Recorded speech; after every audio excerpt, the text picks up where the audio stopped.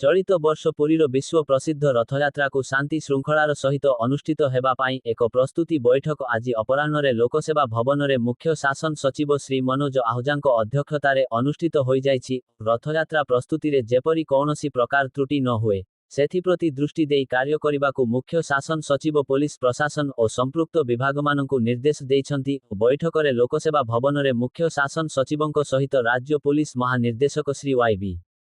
ଖୁରାନିଆ, ଶ୍ରୀମନ୍ଦିର ମୁଖ୍ୟ ପ୍ରଶାସକ ଡଃ ଅରବିନ୍ଦ କୁମାର ପାଢ଼ୀ, ରାଜ୍ୟ ପ୍ରଶାସନର ସମ୍ପୃକ୍ତ ବିଭିନ୍ନ ବିଭାଗର ସଚିବ, ବରିଷ୍ଠ ପଦାଧିକାରୀ ତଥା ପୁଲିସ ପ୍ରଶାସନର ବରିଷ୍ଠ ପଦାଧିକାରୀ ଉପସ୍ଥିତ ଥିବା ବେଳେ ଆଭାସୀ ମାଧ୍ୟମରେ ଗୃହ ବିଭାଗ ଅତିରିକ୍ତ ମୁଖ୍ୟ ଶାସନ ସଚିବ ଶ୍ରୀ ସତ୍ୟବ୍ରତ ସାହୁଙ୍କ ସମେତ ପୂର୍ତ୍ତ ବିଭାଗ ପ୍ରମୁଖ ଶାସନ ସଚିବ, ଜିଲ୍ଲାପାଳ, ପୁରୀ, ଜିଲ୍ଲା ଆରକ୍ଷୀ ଅଧୀକ୍ଷକ, ପୁରୀ ଏବଂ ଅନ୍ୟ ପଦାଧିକାରୀ ଉପସ୍ଥିତ ଥିଲେ। ବୈଠକରେ ରଥଯାତ୍ରାକୁ ଶାନ୍ତି ଶୃଙ୍ଖଳାର ସହ ଅନୁଷ୍ଠିତ ହେବା ପାଇଁ ଟ୍ରାଫିକ୍ ପରିଚାଳନା ଦୃଷ୍ଟିରୁ ବିଭିନ୍ନ ସ୍ଥାନରେ ସିସିଟିଭି ସ୍ଥାପନ, ଭିଡ଼ ନିୟନ୍ତ୍ରଣ ପାଇଁ ଆବଶ୍ୟକ ସଂଖ୍ୟକ ପୁଲିସ ମୁତୟନ, ଭିଡ଼ ନିୟନ୍ତ୍ରଣ ତଥା ରଥଯାତ୍ରା ପରିଚାଳନା ପାଇଁ ବିଭିନ୍ନ ବିଭାଗର ସେବା ପ୍ରଦାନକୁ ସମନ୍ୱିତ କରିବା ପାଇଁ ଇଣ୍ଟିଗ୍ରେଟେଡ୍ କମାଣ୍ଡ କଣ୍ଟ୍ରୋଲ ସେଣ୍ଟର, ଯାନବାହନ ପାଇଁ ପାର୍କିଂ ବ୍ୟବସ୍ଥା, ରଥ ନିର୍ମାଣ ପ୍ରସ୍ତୁତି, ରଥଟଣା ସୁବ୍ୟବସ୍ଥା, ବଡ଼ଦାଣ୍ଡର ପ୍ରସ୍ତୁତି, ବିଶିଷ୍ଟ ଅତିଥି ମାନଙ୍କ ନିମନ୍ତେ ସ୍ୱତନ୍ତ୍ର ବ୍ୟବସ୍ଥା ଆଦି ସମ୍ପର୍କରେ ବିସ୍ତୃତ ଭାବେ ଆଲୋଚନା କରାଯାଇଥିଲା। ପଠାଣି ରାଉତ ମୁଖ୍ୟ ଶାସନ ସଚିବଙ୍କ ଲୋକ